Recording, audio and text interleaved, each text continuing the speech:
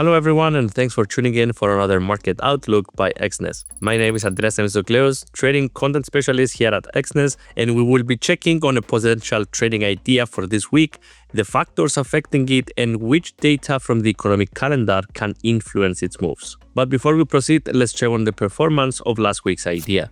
So the idea was for a sell on crude oil with a target around 63.5.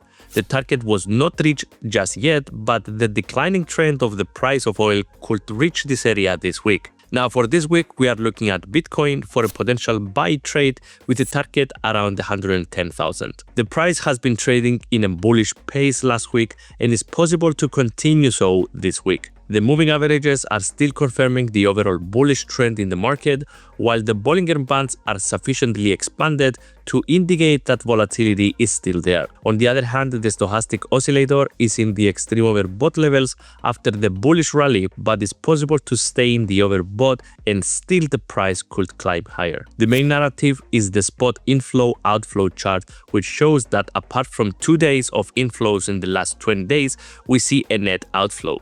This means more Bitcoin is leaving exchanges than coming in over that period. Investors are withdrawing Bitcoin from centralized exchanges and moving it to wallets they control, which implies less selling pressure and also less Bitcoin available to buy, therefore creating an upward boost on the price.